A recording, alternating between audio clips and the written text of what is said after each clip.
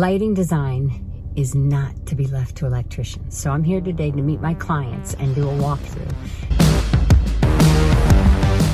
and see where we're going to put lights, what kinds of lights, how we're going to switch them, and hopefully save them some money along the way. If you've never done a lighting walkthrough before, it's exactly as it sounds. You walk through the house and you discuss the lighting with the electrician. So you're going to start at the street, dress warm, because we're about to freeze our asses off. All right, here we are outside, and it's very noisy in there, so I'm going to tell you what I'm up to from the outside.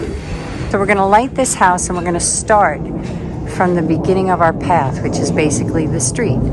And we're going to add some hi-hats underneath the roof and some carriage lights or some porch lights on either side of the front door.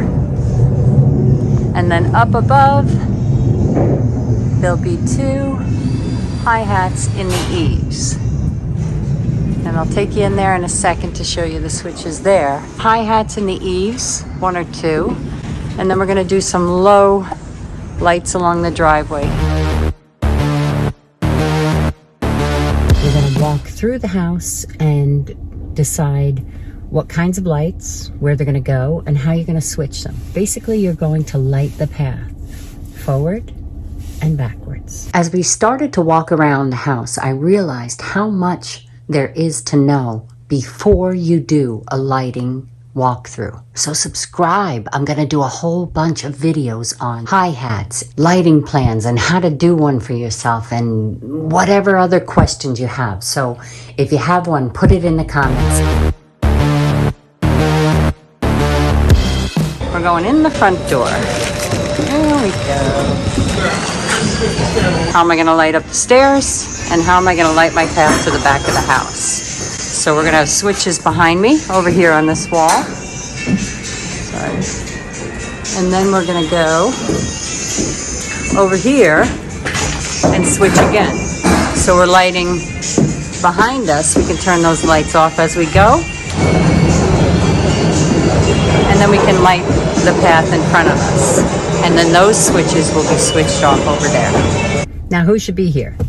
The general contractor, the homeowners, the designer, and the electrician.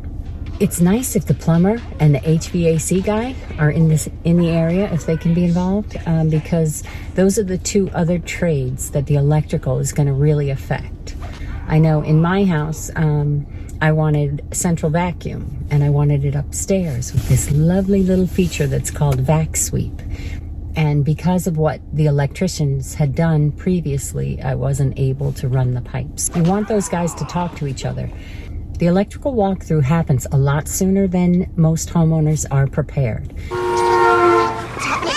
It's happening! It's happening! When you start to see them framing that house, you better be making decisions about your bathroom vanities, the mirrors, your kitchen layout. All of those things are going to be decisions that they're going to want to know. They're going to want to have plans for if you want to have your house wired correctly.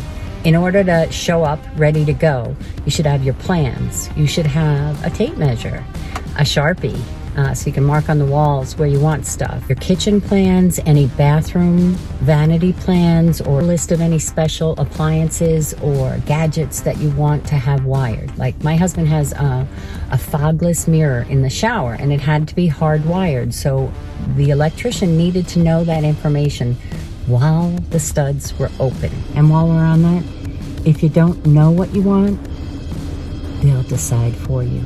And there's nothing freaking worse. You're wearing a sweater that was selected for you by the people in this room from a pile of stuff. Make sure you dress warm. It's always cold when it's an electrical walkthrough, and you don't want to rush. You don't want to miss something because the weather's crappy or you want to get out of there. Give yourself adequate time. You want to walk through, and you want to make sure that your electrician understands what you want. Once the walls go up, it gets really expensive to start moving outlets. Now it's really cheap, really easy. I'm sure your electrician is really qualified, but they're not a lighting designer. Of course, rewire it. Yeah, you're gonna make it all 220? Yeah, 220, 221, whatever it takes. Well, you sound like a pretty handy guy. Decisions that are made from your perspective, how you're going to use the space. I'm protected, well respected. I'm a queen, I'm a dream. What your needs are. We're going to need a switch here. We can light the path down the stairs. This is the front bedroom, so we're going to add a switch here. So when this kid goes out at night, here is the piano wall.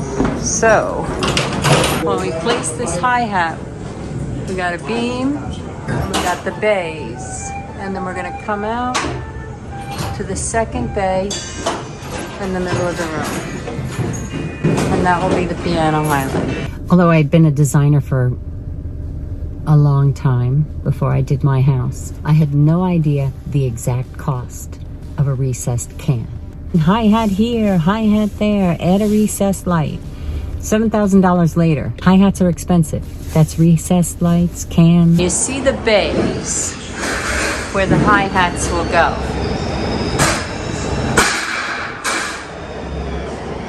So you're going to want to pay attention to which direction they go, because the electrician is going to want to keep the hi-hats uniform so that they're all in one bay or the other.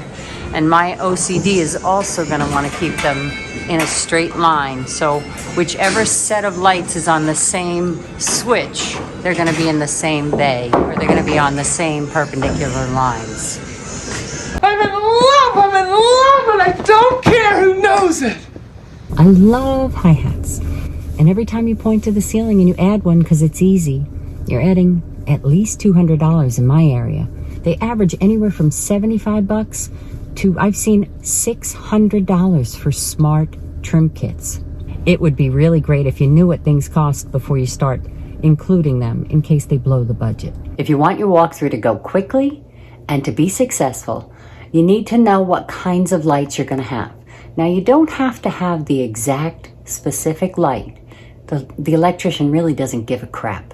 But what they do care about is whether or not it's ceiling fan, because that requires a UL listed junction box, which means that it's a different kind than, say, a semi-flush or a flush mounted fixture or a pendant light or a sconce. Also, what kind of dimmer switches, thermostats, Ethernet. That's the kind of information that will help you to speed up the process and to get what you want. If you're considering a glamorous career in interior design, I suggest you get a truck with seat warmers and really freaking warm boots.